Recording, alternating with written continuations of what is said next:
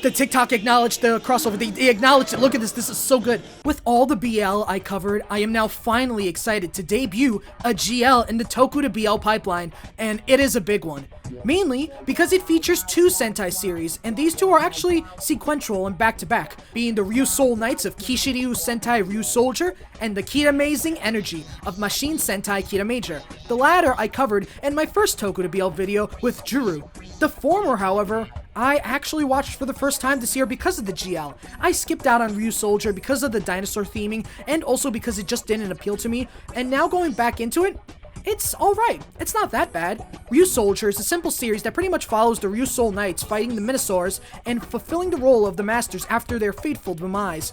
The series mostly revolves around Ko, as he not only has to follow suit of the Master Red, but also help lead the Ryusoulgers together to fight against Cleon and his rotating bosses of Magic Man. Kiramager needs no introduction, and it's a fun series with the cool gimmick of the machines, the idea of space rocks becoming magical beings, oh, and the suit designs and mechas, literally shining. To be honest, they're some of my favorite designs in all of Sentai. They're just too beautiful to not ignore. And aside from such, both carry solid rangers that are also similar with their colors, whether it's the always locked in and serious lip balm having Shigeru and Melto, which to be honest I think Shigeru is now one of my favorite blue rangers, the passionate and strong-hearted red rangers. They have their parallels that can be compared, and one comparison that I feel isn't acknowledged, well is thanks to the movie, but now is the pink rangers of Asuna and Sayo. On the surface, both are different as their strengths lie in different fields, with Asuna being her strength and love of food, and Sayo her passion as a doctor and being a big sister figure to the team. Sayo is seen as a more mature and older figure to the Kiramagers, in contrast to Asuna, who is seen as the younger sister to both Ko and Salt. Sayo is also way more experienced with life, being not only a respected doctor, but having a good understanding of human relationships. However, Asuna isn't without her own strengths, quite literally being the strongest on the team hand-to-hand combat-wise and a literal powerhouse, as Asuna is very passionate about looking out for others even if they just met them, such as with Yuri or other Ryusoulgers. Overall, these two are pretty different. Both Sayo and Asuna are fun characters to follow and add their own charm to the team, and their interactions with others solidify them as great pink rangers and the ever-growing legacy of such. But today, we're going to shift from the Ryusoul tribe and the Crystarians to the university life of a law student studying 1001 Nights. 1. Where the two are guided less by royalty and their masters and more their past and their morals. Where their bases are replaced with a desolate apartment and aquariums. Where mysteries and tensions are replaced by the suspense of a name of a girl who keeps it hidden. The GL series that keeps you guessing. Call Me By No Name. Before we continue, Call Me By No Name is not the same as other BLs I covered. Call Me By No Name addresses topics such as sexual assault, underage sexual assault, as well as also traumatic experience regarding such. If you are sensitive to this content, please click off, or you're not mature enough. I trust you guys are able to handle such topics in a serious manner, but if not, please click off. This is a very serious one, honestly. Call Me By No Name isn't a feel-good BL like If It's With You nor Sukiyanin, nor is it a slow burn like Kabe Koji. It's a story heavily focused on a narrative that wants the reader to actively engage with the story and pick up as many context clues as you can help understand what's going on alongside the characters. Call Me By No Name revolves around college student Yotsugi Megumi, who finds a girl in a pile of trash and provides her shelter for the night. The girl refuses to reveal her name, only residing under the pseudonym Furuhashi Kotaha. In order to understand more of this mysterious girl, Megumi, or Meguchi, agrees to be Kotaha's girlfriend until she can figure out the real name of her.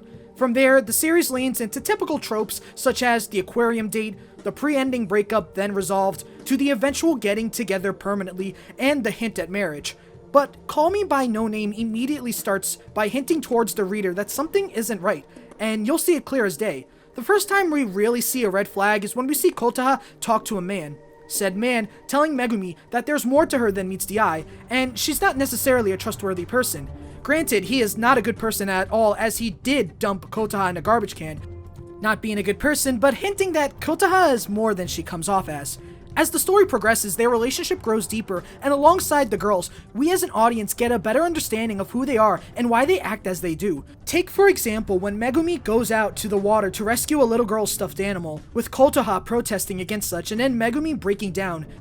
Megumi, in a moment of vulnerability, stating that she's not a selfless person. She hates being seen as a hero, until Kotaha came along, recalling back to a traumatic car accident where she was wrongfully praised as a hero. To me, this series shows how honest Megumi truly is about herself and her relationship with Kotaha. She is weak. She's in this weird relationship meant to help and assist someone while also finding out her true goals and also studying to become a lawyer and help people, and even doing little things such as tripping a shoplifter at a convenience store. Oh, and playing Sekiro at late hours at night. Yeah, she does that too. She is a helper, but she's insecure about it, and she feels like she's self-absorbed in doing so. I love that Megumi is like Kotaha, in which they hide their insecurities and or flaws, but whereas Kotaha succeeds in doing so, Megumi fails and feels awkward in doing so. But it works. It makes Megumi feel more real and also gives her enough depth to keep up with her partner in the show, Kotaha. I genuinely don't know where to start with her, as each episode makes her more engaging and teases the viewer of something more underneath the surface. The first instance of such being in Megumi's house when she introduces herself as Scheherazade, the queen from 1001 Nights, which Megumi is studying in class. Kotaha is a more reserved character who is willing to open up but only on her terms, only agreeing to share her true name via dating Megumi. Sorry about that. Or even deciding on the dates. Nevertheless, she isn't controlling. She acknowledges Megumi's strength and embraces them. She also teases her about her habits and shows genuine love. However, this love is fragile and easily disrupted when her memories are resurfaced or trauma kicks in. This is the part where the disclaimer comes in, so one more warning. Please, if you're not comfortable, please click off. In the first episode, Kotaha forces herself onto Megumi while sleeping, while Kotaha calls it off after Megumi pushes her off and Megumi asserts her boundaries. In episode 6, it happens again. However, this scene is different as the cinematography switches from the typical 16:9 ratio to the 2.39:1 ratio, and the lighting becomes blue, with flower petals falling and trash bags all over. Kotaha is just frozen there as she realizes what she's doing. Luckily, it stops and Kotaha apologizes and they resolve this, but it reveals something deeper about how Kotaha views sexual relations, more so what happens to her, something that was foreshadowed when her mom was shown in episode 5. On her birthday, Kotaha was sexually assaulted by her mother, remembering the horrific event by the blue flower she was gifted and the otter plushie in her room. Her mother was prosecuted, but only because she assaulted her brother, as Japan laws did not prosecute her for assaulting Kotaha as they were both the same gender and related. The lack of justice and the constant reminder of her own mother assaulting her haunted her, with her name, Yotogi, being a grim reminder of that trauma. In episode 4, she talks about a fate that can never be undone.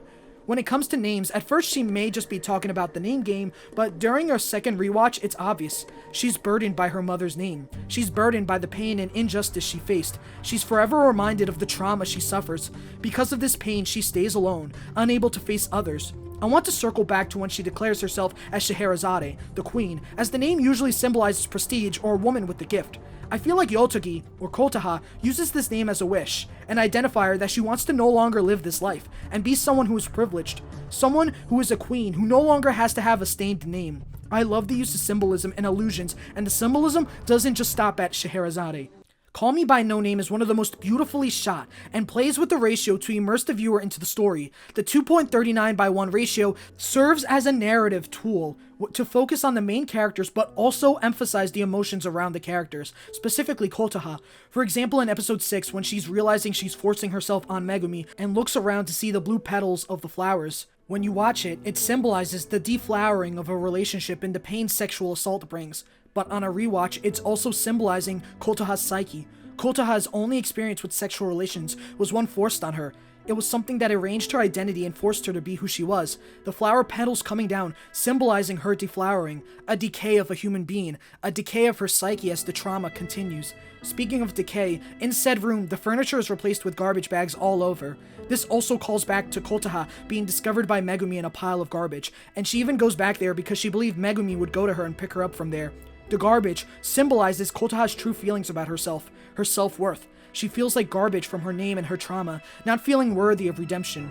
The otter plush, which can be a symbolism of healing and connection, both as the animal and a stuffed animal, to even their outfits with Megumi wearing pink and Kotaha wearing blue. Both shirt colors contrasting each other and showing a synergy between the two. There's so many details put within the story that it requires more than one rewatch. If you remember my Year 24 video, I mentioned Heart of Thomas, in which it revolves around the boy who originally is hostile towards another guy, but It realizes the reason he is because he's blaming him for the trauma and abuse he faced in a relationship.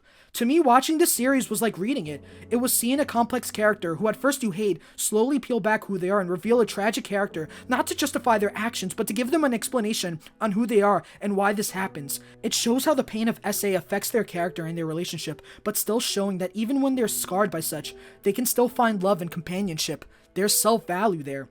Overall, Call Me By No Name is amazing, and it's elevated more by the phenomenal actresses of Kudo Mio and Osaki Ichika.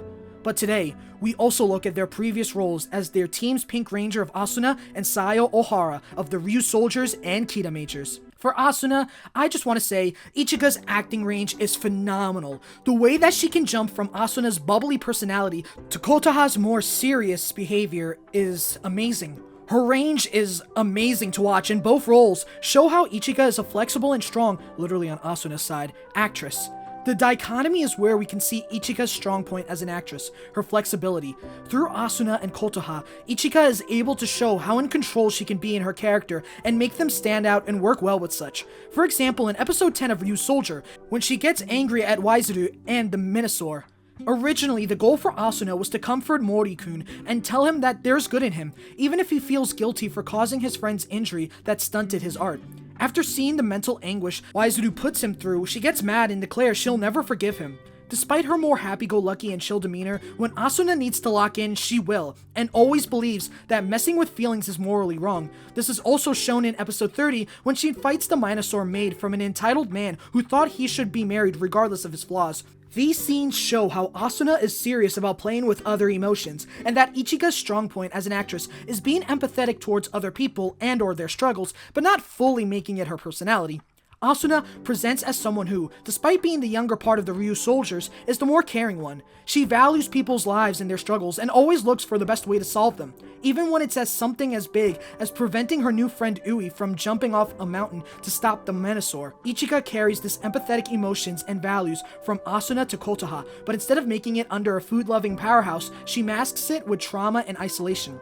Asuna's character focused more on uplifting others the way she uplifted her fellow members of the Ryusoul tribe and vice versa, always willing to lend out one of her snacks to make you feel better and eventually becoming a teacher for the Ryusoul tribe.